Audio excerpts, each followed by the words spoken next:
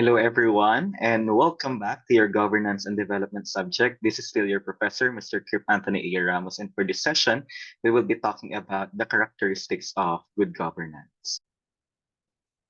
Okay, for this session, it is expected that after our lesson, you will be able to get these objectives or these outcomes. So first, you must be able to identify and enumerate the 8 characteristics of good governance according to your UNDP. Second, you must be able to describe each element or indicators of good governance.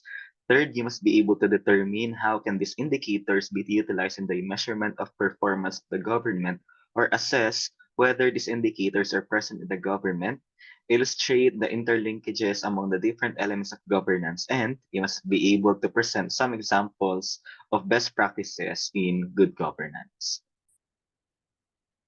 Okay, as we are through with the definition of governance at napag-usapan na natin siya sa mga nakaraang sessions natin, we are now to determine what is good governance. And of course, a lot of institutions or organizations have presented their own definition of their good governance. So, just like the government, governance can actually also be good or bad.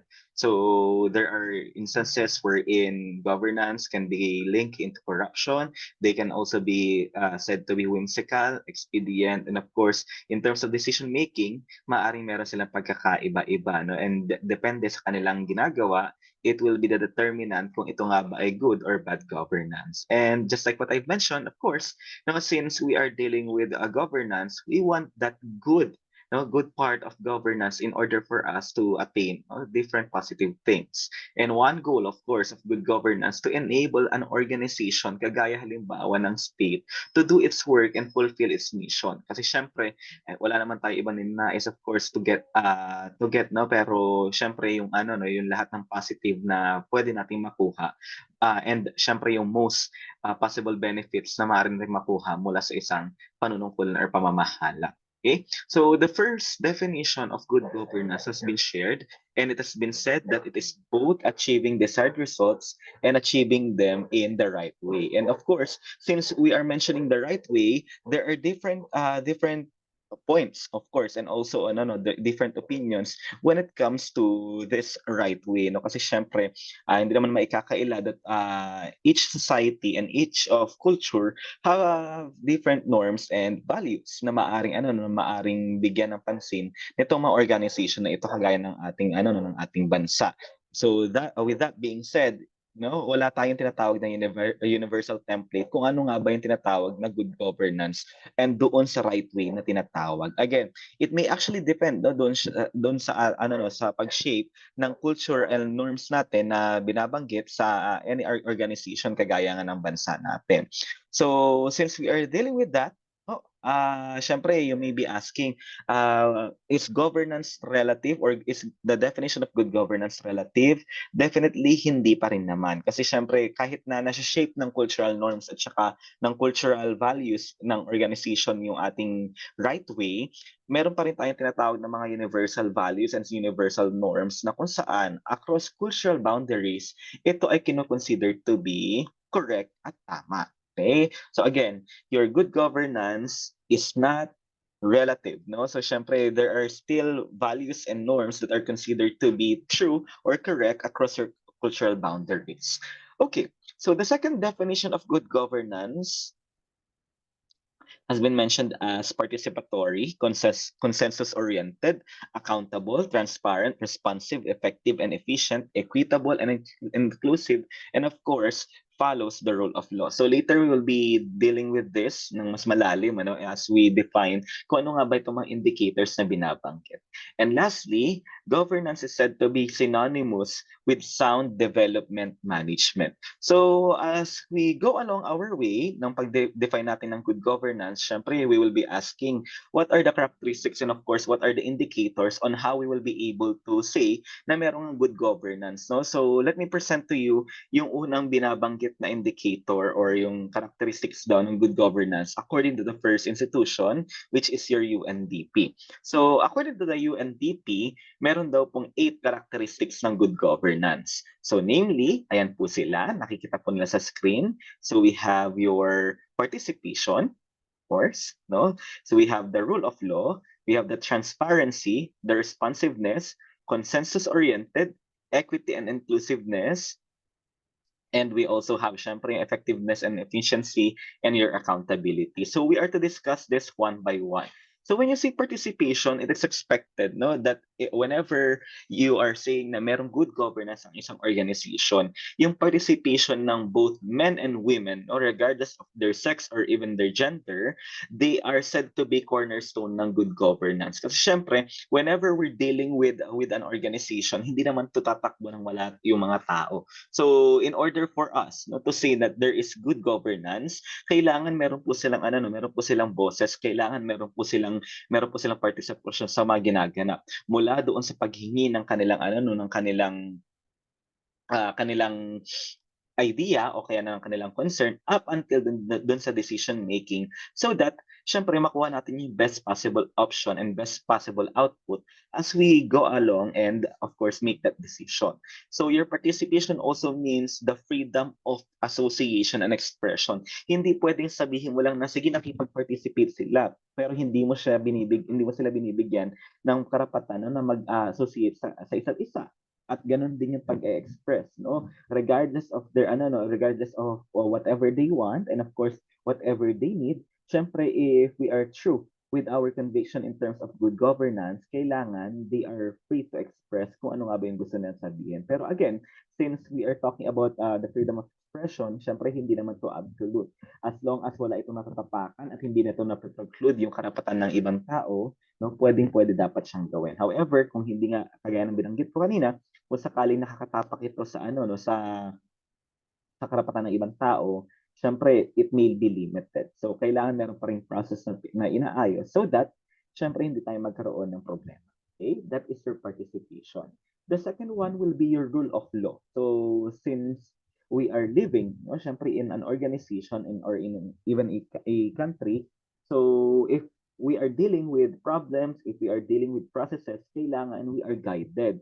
So whenever we're talking about law, no, at yung mga legal frameworks na kaakibat nito, kailangan syempre ito ay fair at saka ini-enforce ng wala pong kinikilingan. Kasi lalong-lalo ito sa may human rights, no? Karaniwan ito sa lahat syempre ng mga bansa.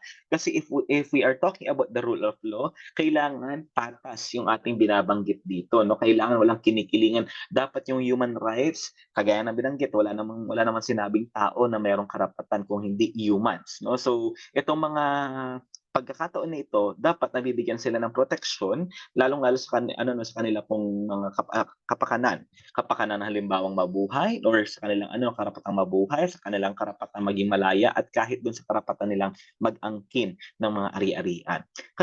Ito ay mahalaga rin, no? Lalong-lalo syempre sa ating matitawag na minorities or yung mga vulnerable sa ating lipunan na kung saan hindi sila gaano nabibigyan ng pagkakataon kasi nga dala ito ng iba't ibang problema kagaya halimbawa ng diskriminasyon. Yan ang pangalawang characteristic ng good governance according to your UNDP. We also have the third characteristic, which is your transparency. So whenever we're dealing with the transparency, it is actually being built by free flow of information. Kailangan nakukuha ng mga tao kung ano nga ba yung mga information na kailangan nila, lalong-lalo yung mga bagay na meron pong kinalaman sa kanilang kapakanan. At kailangan, the moment halimbawa na maipasa ito, say for example, no, merong batas na magpipigil halimbawa sa sa pagre-register ng SIM card, kailangan lahat ng tao ay informed, lalong-lalo yung mayroong mga SIM cards, no? So in order for us, no, na magkaroon ng tamang pag-unawa at ma-monitor natin kung talaga bang naiintindihan nila. Okay? So it has also been said that transparency means that decisions taken and their enforcement are done in a manner that follows rules and regulations. Kasi nga, syempre, the moment halimbawa na ibibigay mo yung information, kailangan yung mga decision halimbawa, ay yung mga information kagaya ng mga decision, ay talaga napag-aralan at talagang dumaan sa proseso at kung dapat ba talagang ilabas or hindi. Kasi baka mamaya that is a threat, no, lalong-lalo sa national security, magkakaroon tayo ng problema diyan, no? And of course, whenever we're dealing with with transparency, pag nagtanong halimbawa ang media, lalong-lalo sa kapakanan halimbawa ng publiko, kailangan masasagot natin ito. At yun nga, no, kagaya ng binabanggit ko kanina, ang only qualification natin dito is that hindi mapapahamak syempre yung public itself. Okay, so that is your transparency. We also have what we call as your responsiveness, no? So, syempre, in terms of responsiveness, kailangan lahat ng stakeholders ng inyong organization, mapaano yan, no? Mayaman, mahirap, basta lahat ng mga ano, no? Lahat ng mga taong involved doon sa institution, kailangan nasa-servan natin, no? Kung halimbawa meron silang pangangailangan, as much as possible na ibibigay natin yung tugon at solusyon na kinakailangan nila. So that is your responsiveness.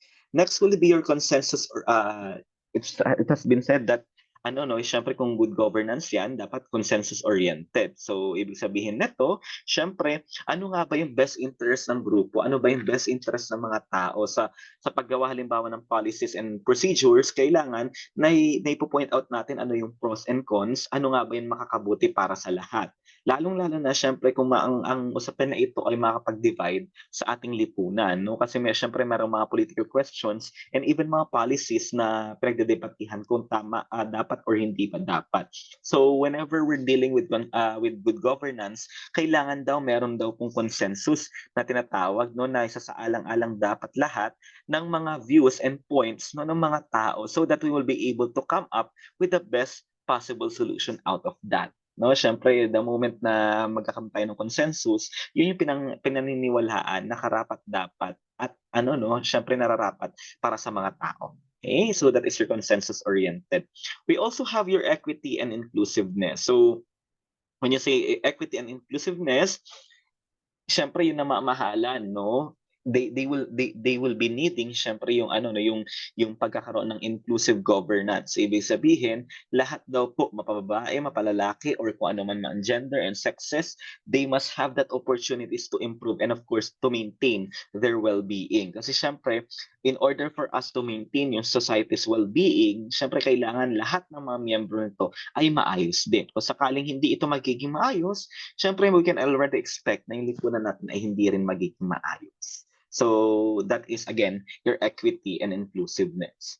We also have the effectiveness and efficiency. So it has been said that processes and institutions produce results that meet needs while making the best use of resources. Kailangan, kung gagamit tayo ng ano no, kung gagamit tayo ng mga materyales sa mga resources, kagaya halimbawa ng pera, pagkain, no, and even yung budget, kailangan nata-target nito yung needs ng society. At dapat yung needs na ito na binabanggit ay talagang needs natin. Kasi baka mamaya, no, merong mga sitwasyon na kung saan inaalat yung budget or inaalat halimbawa ang pera sa hindi naman karapat-dapat o hindi naman napapanahon na usapin. Okay? Kaya syempre, in order for us to have that good governance, dapat effective and efficient yung ating polisiya. Talaga nata-target kung ano nga ba yung kailangan ng tao. Nata-target natin yung mga problema at nata-target natin na susolusyonan natin kung ano nga ba yung hinaing ng taong bayan. So that is your effectiveness and efficiency. And we also have, for the last one, the accountability. Of course, the decision makers in your government, the private sector and civil society organizations are accountable to the public as well as to the institutional stakeholders. So this accountability differs depending on the organization, whether the decision is internal and external to an organization. At napakahalaga nitong accountability na to sa good governance. Why? Kasi syempre, in every possible way or situation, the moment halimbawa na merong desisyon at hindi halimbawa ito tama or nagkamali halimbawa, there should be a person accountable doon sa naging desisyon. Hindi pwedeng ano no, hindi pwedeng napapakawalan basta-basta. Lalong-lalo halimbawa sa kaban ng bayan. Kung sakali man merong ano no, kung merong man pagkakamali or merong napatunayan na anomalya, kailangan merong taong mananagot at kailangan merong umako doon sa desisyon na nagawa. Kaya siyempre para maiwasan natin yung mga future na ano no, na pagkakamali also at saka yung mga future din na pagwawaldas halimbawa no, ng pera na sa hindi tamang kapamaraanan. Okay? So again, that is your 8 characteristics of good governance according to your UNDP. So you will notice na ito yung ano no, ito yung pinakita ng Governance for Sustainable Human Development, no, yung policy document ng UNDP.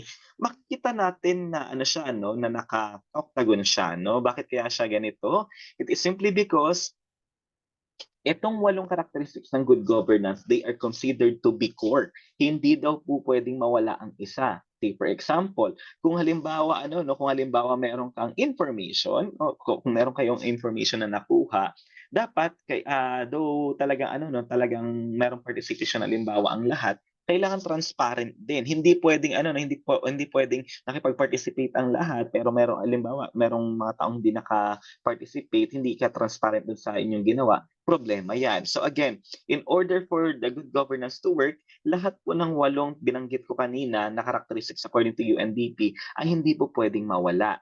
Kailangan nagwo-work sila hand in hand at kailangan na ano 'no, na-uplift nung isang core, yung isa pang core so that siyempre maging maayos talaga yung governance na tinatawag po natin, okay? So again, the moment na meron pong mawala, isa diyan dun sa 8 characteristics ng good governance, it is said to be hindi na po good governance according to the ano po 'no, to the insight and principle of your UNDP. Okay? So we'll continue. We also have a definition naman 'no, coming from the World Bank 'no. So if you will be asking the World Bank, ang sabihin niya ay kailangan meron daw strategic vision. And if we're dealing with ano 'no, with good governance, so kailangan daw meron daw pong 4 dimensions na ano 'no, na mata-target ito 'no. So una siyempre, yung tinatawag natin na public sector management. Paano mo maka-handle ang publiko kung mga desisyon mo halimbawa ay karapat-dapat, most likely sa public, siyempre magiging tama yan at check yan sa part ng ano 'no, ng World Bank.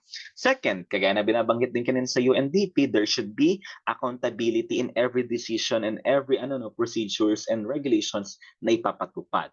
There should also be a legal framework for your development para alam natin kung saan ba talaga papunta yung ating bansa or saan papunta yung isang organization. Alam nila kung ano nga ba yung vision 'no ng ninanais natin para sa ating ano para sa ating lugar or sa ating organization.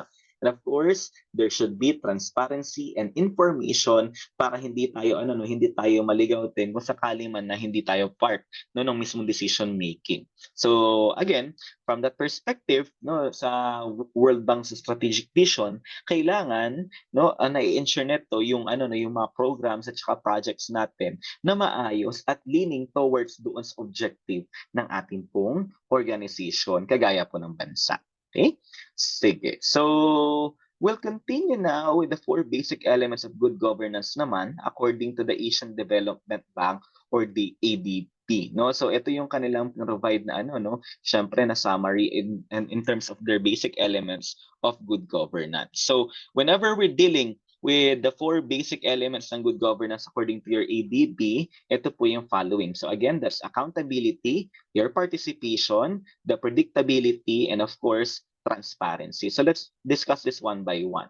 So in order for us to have good governance according to your ADB, kailangan daw pong merong accountability. And it has been said that accountability is imperative to make public officials answerable for government behavior and responsive to the entity which derive their authority. Kagaya sa ating bansa, no, sa Pilipinas, it has been said that the ano po, no, yung syempre yung powers and affairs ng government ay nag-emanate sa matao. So in order for them, syempre no na makuha yung deserve nilang ano no pamamahala, kailangan sumagot ng mga public officials kung sakaling merong kailangang itanong ang publiko. Kasi the moment halimbawa na walang accountability when it comes sa decision making ng ating pong mga opisyales, magkakaroon tayo diyan ng problema. And yung key dimension po nito ay yung pag-establish daw po ng criteria to measure yung performance ng ating public officials and of course institutionalizing mechanisms to ensure that the standards are being met, no? So syempre lahat ng mga opisyalis natin, we have of course our expectation. No? So sa lahat ng mga opisyalis ng ating gobyerno, kahit nga hindi sa gobyerno sa mga organizations, meron ine-expect sa kanila na kailangan po nilang gawin at kailangan po nilang makamit. And in order for us to check kung nasa tamang direksyon pa ba, kailangan may accountability. Kailangan meron tayong criteria nung pag-measure kung okay pa ba ginagawa nila at of course, kung nami-meet ba nila yung ine-expect natin coming from them. Okay? At ito po yung specific areas of action naman nila. Siyempre, yung public sector management, your public enterprise management, your public financial management, and your civil service reform. Okay, so that is your first basic element of good governance. Second will be the participation ng syempre ng mga tao when it comes sa ating sa ating pong public policy and processes. Kagaya ng binabanggit din kanina ng UNDP, it is imperative for us na merong siyempreng principle of participation. Kasi nga, siyempre, nagsisimula ang lahat sa pagtanggap natin na ang mga tao, siya actually ang magiging dahilan kung bakit po uunlad ang ating bansa or even ang ating yung ating organization. And take note that if we're talking about the people, they are deemed to be the agents of development. Ibig sabihin, without them, hindi po natin makukuha, syempre, yung development na ninanais po natin. The key dimension of it will be undertaking development for and of course by the people. And the specific areas of action will be the participation of beneficiaries and affected groups, interface between your government and the private sector, decentralization of public and service delivery functions, no? Empowerment syempre ng ating mga local government units, cooperation with non-government organizations para syempre makukuha natin yung best possible output and solutions. That is your participation. Third will be your predictability. So when you say predictability, this refers to the existence of laws, regulations, and policies to regulate society, the fair and consistent application, of course, of this. No, so whenever we're talking about your predictability, syempre, no, ang ang importance nito is that ma-organize natin syempre yung existence ng ating ng ating mga ng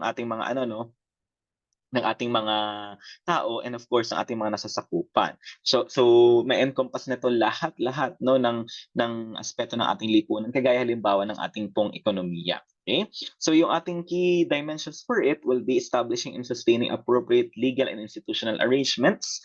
Second will be observing and upholding, of course, the rule of law and maintaining consistency of public policies. The specific areas of action will be your law and development, legal frameworks for your private sector development as well. So that is your predictability.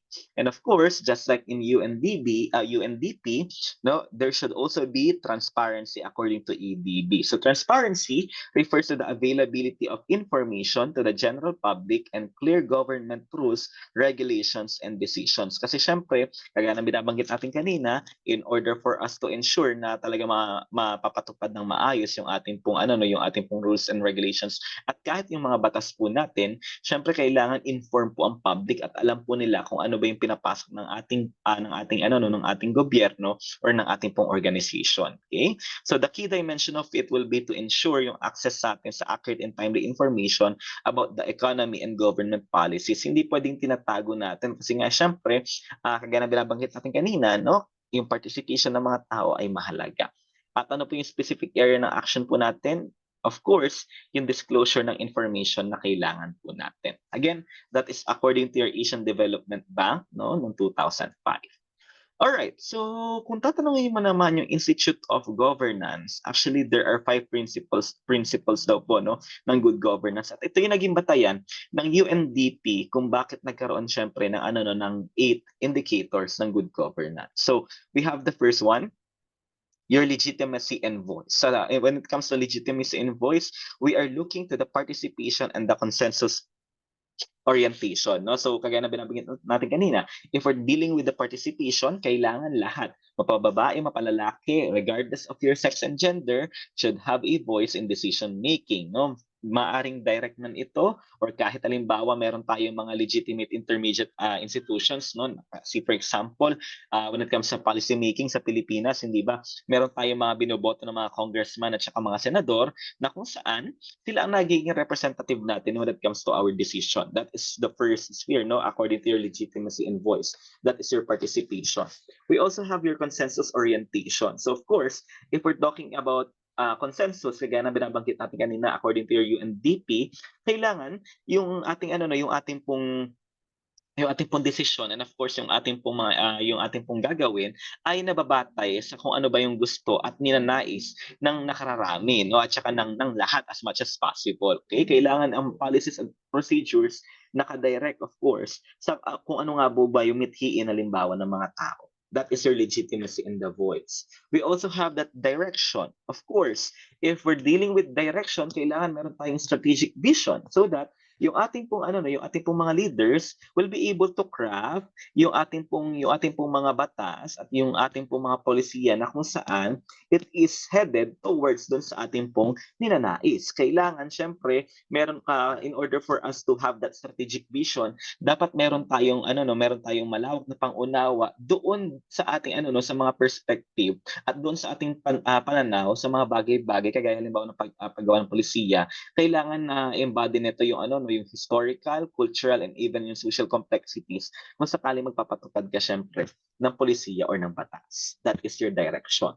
Third will be your performance. So in terms of performance, titignan natin your responsiveness and effectiveness and efficiency ng ating po organization kagaya nga raw po ng ating pong bansa. No? So first one will be your responsiveness. Kailangan, kagaya na binanggit natin kanina, nasa-serve natin yung ating ano no, yung ating lahat ng stakeholders sa kung ano po ba yung ninanais nila. And then second, kailangan lahat daw po ng ating pong ginagamit na resources or materials ay geared towards doon sa talaga ninanais daw po ng ating pong society. Okay? So that is your performance. So those are your three, syempre, no, principles of good governance.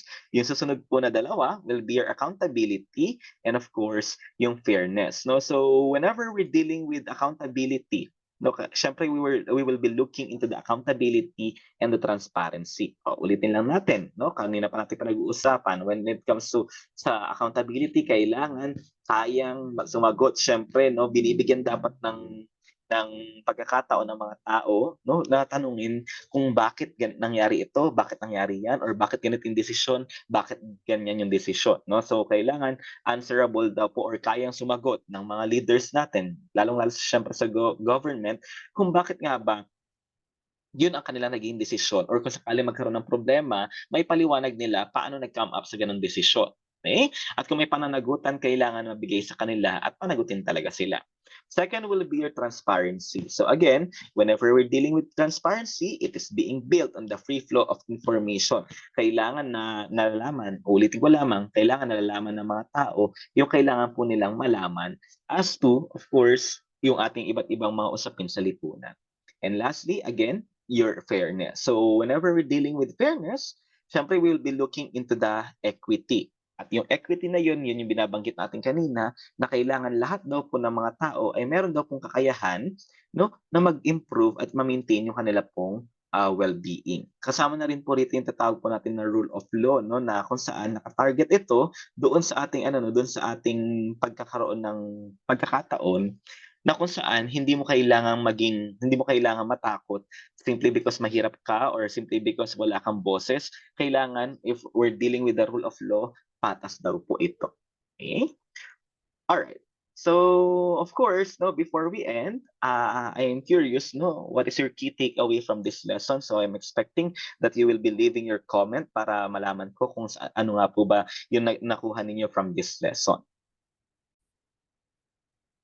And that's it for our discussion about the characteristics of good governance. Let me just grab the opportunity to thank everyone for attending our session, and I hope to see you all in the succeeding ones. So again, thank you very much.